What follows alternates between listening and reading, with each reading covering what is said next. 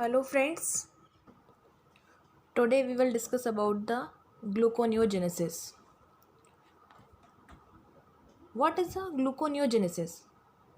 Gluconeogenesis is a metabolic pathway that results in the generation of the glucose or the glycogen from the non-carbohydrate source is called the gluconeogenesis, or the glucose from the certain non-carbohydrate carbon substrates. Substrates for the gluconeogenesis are the glucogenic amino acid, glycerols, pyruvate, lactate, intermediate of TCA cycles. These are substrates of gluconeogenesis. Site for the gluconeogenesis are the cytoplasm and the mitochondria of the liver and kidney tissue due to the presence of the glucose 6 phosphates and the fructose 1,6 bisphosphates. And the production of the glucose is necessary for use as a fuel source by the brain, testes, erythrocytes, kidney, lens, and the cornea of the eye and exercising muscle. Importance of gluconeogenesis. Glucose is the only source for energy and meets the needs for the body to glucose when sufficient carbohydrate not available from the diet or the glycogen reverse, and the glycogen stored in adipose tissue and in the skeletal muscle is converted to glucose by glyconeolysis. The nervous system, skeletal system. Glucose required कहाँ adipose tissue में as a source of cholesterol and the mammary glands as a source of the lactose. The maintenance of the blood glucose during starvation, fasting, and the prolonged exercise, removal of the lactic acid, removal of the glycerol produced by lipolysis. The reaction.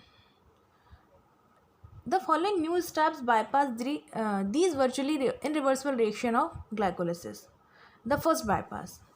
In the first bypass, the formation of the phosphoenol pyruvate from pyruvate. In the second bypass, formation of the fructose 6 phosphate from fructose 1,6 bisphosphate. And the third bypass is formation of the glucose by the hydrolysis of the glucose 6 phosphate. Now, conversion of the pyruvate to the phosphoenol pyruvate take place in two steps. Pyruvate carboxylase in a biotin dependent mitochondria enzyme that convert the pyruvate to oxaloacetate in presence of the ATP and CO2. And this enzyme regulates the gluconeogenesis and requires the acetyl coenzyme A for its activity. Oxaloacetate is synthesized in the mitochondrial matrix. It has to be transported to the cytosol. Due to the membrane impermeability, oxaloacetate cannot diffuse out of the mitochondria. So it is converted to the malate and transported to cytosol. In the cytosol, oxaloacetate is regenerated. And the reversal conversion of the oxaloacetate to malate is catalyzed by MDH present in the mitochondria and cytosol. In the cytosol, phosphoenol pyruvate carboxykinase converts the oxaloacetate to the phosphoenol pyruvate. GTP or IEP, not ATP, is used in this reaction and the CO2 is liberated. For the conversion of the pyruvate to the phosphoenol pyruvate, 2 ATP equivalent are utilized. Now the second bypass reaction, the conversion of the fructose 1,6 bisphosphate to the fructose 6 phosphate. The second glycolytic reaction, phosphorylation of the fructose 6 phosphate by the enzyme of PFK is irreversible. Hence the gluconeogenesis fructose 6 phosphate must be generated from the tissue of fructose 1,6 bisphosphate by the different enzyme which is fructose 1,6 bisphosphate. And the fructose 1,6 bisphosphate present in liver and kidney. So this reaction is also irreversible. Then fructose 1,6 phosphate plus H2O to fructose 6 phosphate plus phosphose are inorganic. Now the conversion of the glucose 6 phosphate to glucose. The glucose 6 phosphatase catalyze the conversion of glucose 6-phosphate to glucose, and it present in liver and kidney but absent in the muscle, brain and adipose tissue. Liver can replenish blood sugar through the gluconeogenesis, glucose 6-phosphate to present mainly in liver. The regulation of the gluconeogenesis and the glycolysis are reciprocally regulated. One pathway is relatively inactive when the other is active. And the regulatory enzymes are the pyruvate, carboxylase, fructose 1,6-bisphosphatase, ATP and hormonal regulation of gluconeogenesis.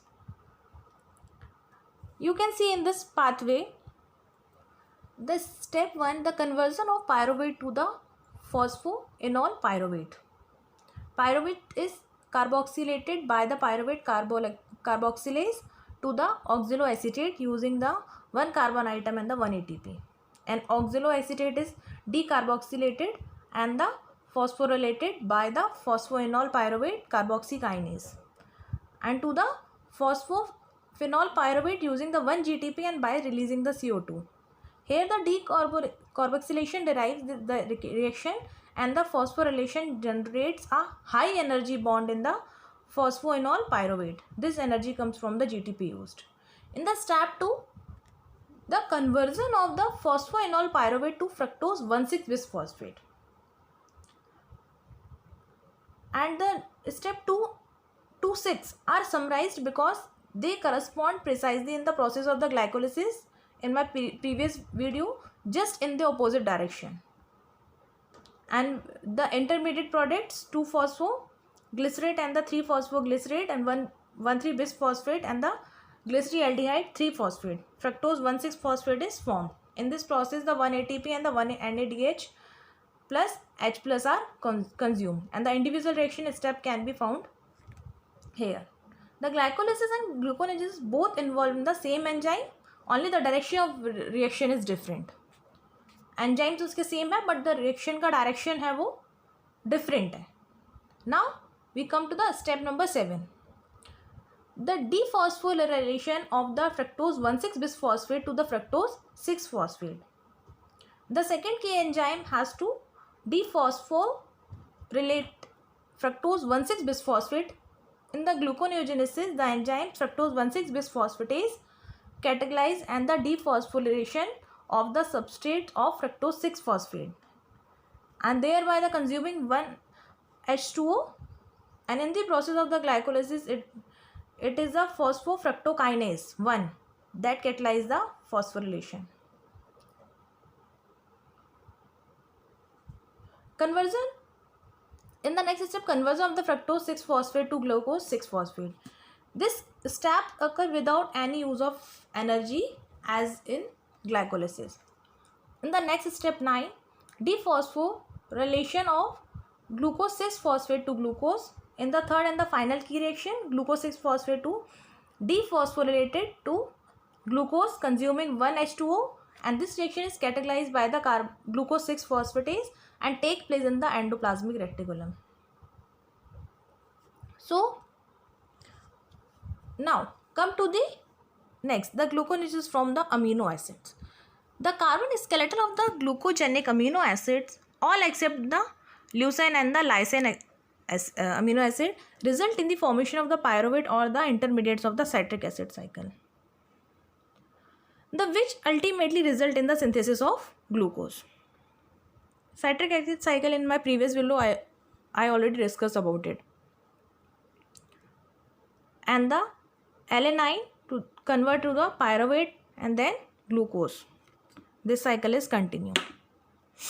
Glucose, then pyruvate, then alanine to pyruvate to glucose. The gluconeogenesis from the glycerol. The glycerol is liberated in the adipose tissue by the hydrolysis of the fats.